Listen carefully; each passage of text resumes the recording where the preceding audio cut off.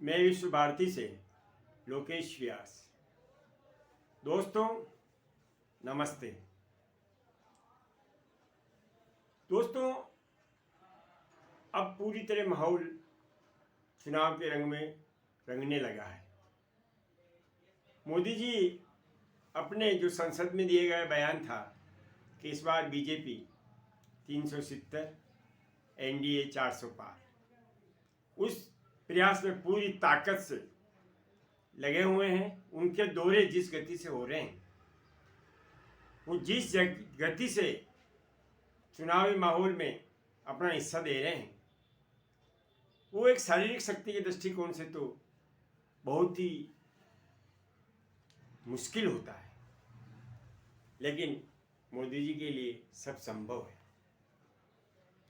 दोस्तों, इस समय पूरे देश में आज की तारीख में जो माहौल है, उस माहौल के हिसाब से हमें लग रहा है कि मोदी जी का 370 पार का नारा मुमकिन होने जा रहा है।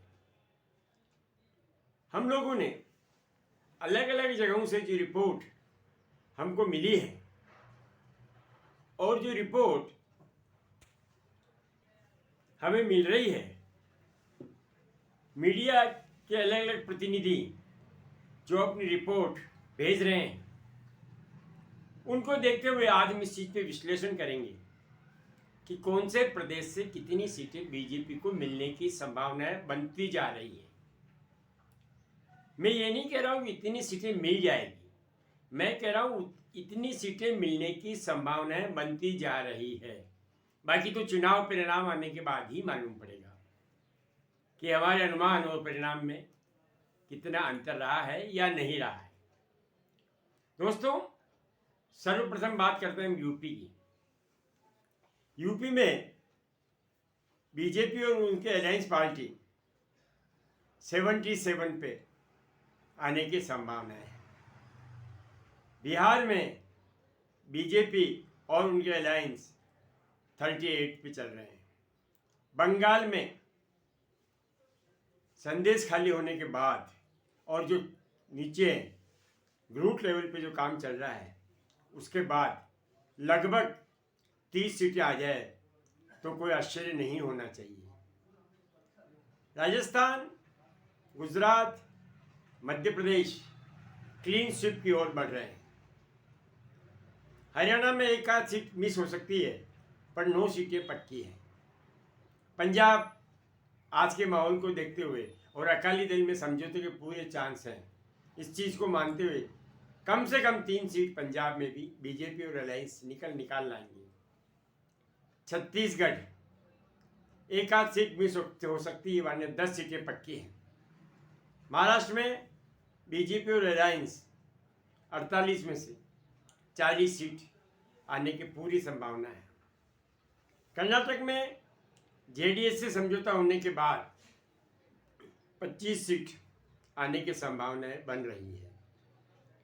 दोस्तों, साउथ में जो भी माहौल है, साउथ में जो भी स्थिति है, उसको देखते हुए अगर साउथ में इस बार बीजेपी एक अच्छा खासा हंगामा कर दे तो आपको हमको किसी को आश्चर्य नहीं होना चाहिए।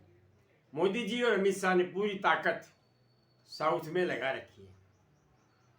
दोस्तों, केरल में इस बार रिकॉर्ड तोड़ 8 सीट आने की संभावना तेज गति से बढ़ रही है।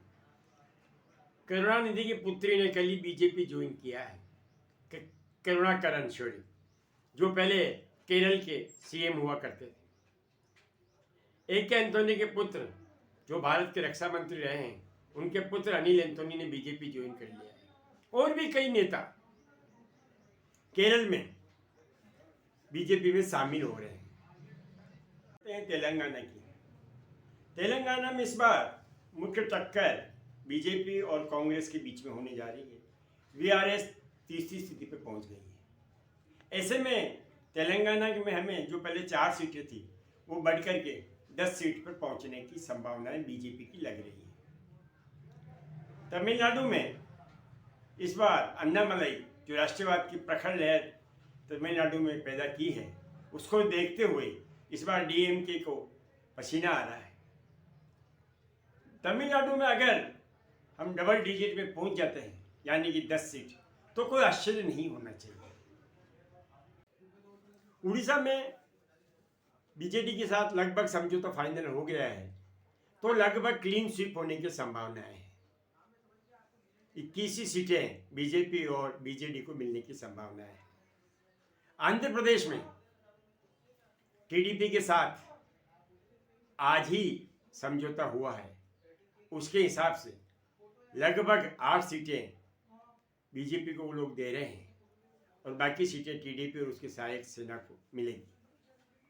दोस्तों, इस हिसाब से आंध्र में भी बीजेपी प्लस एनडीए लगभग 15 सीटें जीतने की संभावनाएं बन रही है। वाईआरएस 10 सीटों पर सिमट जाएंगी। जम्मू कश्मीर में अभी जो माहौल है, हमें आश्चर्य नहीं होगा अगर वहाँ 3 या 4 सीटें बीजेपी ले आती है। तो अभी जो परसों हमारे आदरणीय मुख्य प्रधानमंत्री श्रीमान नरेंद्र जी मोदी वहाँ थे, वहाँ जो माहौल बना, उस माहौल को देखते हुए ये सीटें हमें कोई ज़्यादा नहीं लग रही है।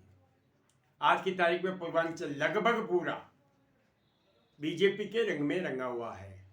वहाँ भगवा लहर है। हेमंत बिस्व शर्मा ने इतनी मेहनत और ऐसा काम किया है कि सब लोग पूर्वांचल ही नहीं, बल्कि मैं तो कहूँगा पूरे भारत में भी उनके दीवाने आज की तारीख में, उनको चाहने वाले बहुत हो गए। पूर्वांचल में कुल 25 सीटें हैं, उसमें 23 सीटें बीजेपी और उसके अलायंस को मिलने की संभावना है। इस प्रकार दोस्तों, अगर हम देखें तो ये संख्या 400 पार जा रही है। 410 के आसपास ये सीटें आती हैं और मोदी जी का नारा है 400 पार। तो आज की तारीख में जो मोदी जी ने माहौल बनाया है, जो दिनों दिन बढ़ेगा ही, मुझे नहीं लग रहा कि अब ये माहौल विपक्षी दल कम कर पाएंगे। विपक्षी दल इतने हताश हो चुके हैं कि वो अपनी काउंटिंग ये कर रहे हैं कि क्या हम अकेले 100 सीट ला पाएंगे। उनकी गणित इसी पे चल रही है। दूसरे जो स्थानीय दल है, क्षेत्रीय दल है, मिला करके भी वो 125 सीटें से ऊपर नहीं जा पाएंगे। दोस्तों, ये सारा माहौल जो बना है, इसके पीछे राम मंदिर का बहुत बड़ा हाथ है। मोदी जी का राष्ट्रवाद सबसे प्रबल है। आज पूरा देश राष्ट्रवाद में डूब रहा है। पूरा देश राष्ट्रवाद के बारे में सोच रहा है। मोदी जी ने जो राष्ट्रवाद की लहर चलाई है, इसके पीछे सबसे बड़ी ताकत जो वोटों में तब्दील होने जा रही है, वो राष्ट्रवाद है। दोस्तों, यही राष्ट्रवाद आज अमेरिका में भी ट्रंप पूरे जोर शोर से चला रहे हैं। उन्होंने भी कहा है कि बाहर के आदमी आकर के अमेरिका को बर्बाद कर देंगे। और हमारे यहाँ भी अमित शाह गृह मंत्री जी कह चुके हैं कि सीएए हम लोग चुनाव के पहले लागू कर देंगे। यानी पूरी तरह से राष्ट्रवाद में ये देश डूब जाएगा, इसमें कोई मुझे शंका नहीं है। तो दोस्तों, आज की वीडियो में यही कह करके मैं अपनी वाणी को विराम देता हूँ और आपसे निवेदन करता हूँ कि अगर ये वीडियो आपको अच्छा लगा हो तो आप इसे लाइक करें, सब्सक्राइब करें और शेयर अवश्य करें। धन्यवाद। नमस्ते। जय श्री राम।